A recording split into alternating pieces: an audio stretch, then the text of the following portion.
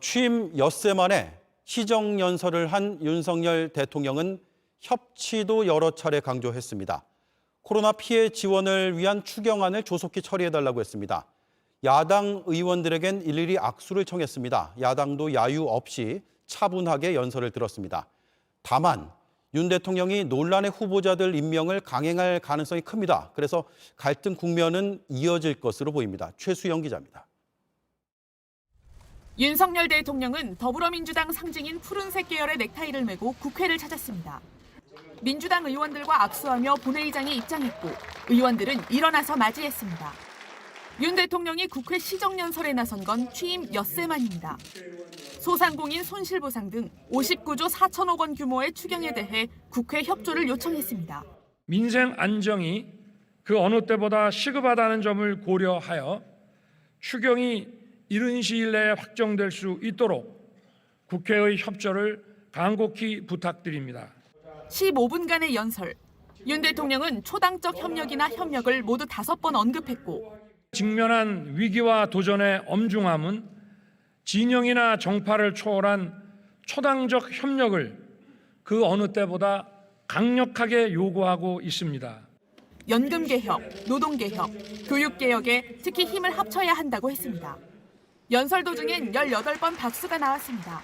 진정한 자유민주주의는 바로 의회주의라는 신념을 저는 가지고 있습니다. 의원 여러분과 긴밀하게 논의하겠습니다. 윤 대통령은 연설 이후에도 5분 정도 본회의장 곳곳을 누비며 의원들의 일일이 악수를 청했습니다. 야당 의원과의 악수 의미를 묻자 이렇게 답했습니다. 정부와 의회와의 관계에서 또 여야가 따로 있겠습니까? 다만 사전 환담 비공개 자리에선 뼈 있는 말이 오갔습니다. 윤 대통령은 한덕수 총리 후보자의 인준을 요청했고 대통령과 3당 대표 회동이 무산된 데 아쉬움을 나타냈습니다. 박지현 민주당 비대위원장은 인사 문제부터 해결하라고 한 것으로 알려졌습니다. 민주당은 협치는 역지사지라며 임명 강행하려는 장관 후보들을 사퇴시키라고 했습니다. 윤 대통령은 이르면 내일 한동훈 법무장관을 임명할 가능성이 커 인사를 둘러싼 갈등은 계속될 전망입니다. JTBC 최수연입니다. 시정연설에선 노동 분야도 핵심 과제로 언급됐습니다. 윤 대통령은 노동개혁으로 표현을 했는데 가장 먼저 주 52시간제를 손볼 가능성이 큽니다. 바쁠 땐 더 일하고 덜 바쁠 땐 일찍 퇴근하라는 건 후보 시절에도 여러 차례 강조했었습니다. 노동계의 목소리를 들어봤습니다. 일찍 가는 날보다 야근하는 날이 더 많아질 것이라며 반발했습니다. 김영민 기자입니다. 세계적인 산업 구조의 대변혁 과정에서 경쟁력을 제고하고 많은 일자리를 창출하기 위해서는 글로벌 스탠다드에 부합하는 노동 개혁 역시 필요합니다. 윤석열 대통령이 노동개혁을 언급하자 여당 의원들 사이에선 다투가 나왔습니다.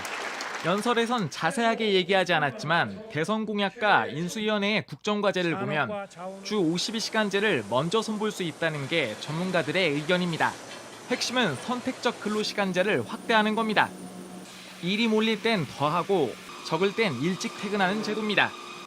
현행 제도는 주당 평균 52시간을 한 달 단위로 맞춰야 하는데 이 기간을 최대 1년까지 늘리자는 겁니다. 정해진 기간에 프로젝트를 끝내야 하는 IT와 게임 업계에서 줄곧 요구한 사항입니다. 예를 들어 몇 달간 야근과 밤샘 근무를 많이 했다면 그 다음 몇 달은 반나절만 근무해서 1년 평균을 냈을 때 주 52시간만 맞추면 된다는 겁니다. 유연근무 활성화 등 일하는 문화를 바꾸어 나가고 노사가 자율적으로 근로시간을 선택할 수 있도록 하는 방안을 마련하겠습니다. 노동계는 52시간제가 사실상 무력화된다며 반발하고 있습니다. 노동자들의 근로시간이 늘어나고 그렇게 될 경우 노동자들의 건강권도 심각하게 침해될 수 있는 사안입니다. 노동계와의 갈등은 피할 수 없을 것으로 예상됩니다.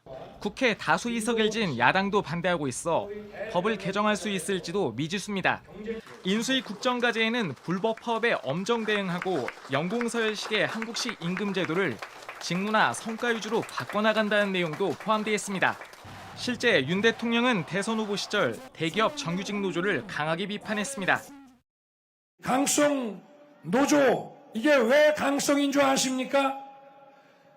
세고 열심히 해서만 강성이 아닙니다. 불법을 일삼습니다, 여러분. 그러니까 보따리 싸가지고 해외로 나가는 거 아닙니까, 여러분? 새 정부는 최저임금을 놓고도 인상 속도를 늦추는 건 물론 업종별, 지역별로 다르게 매기자는 입장이어서 노동계와 부딪힐 것으로 보입니다. JTBC 김영민입니다.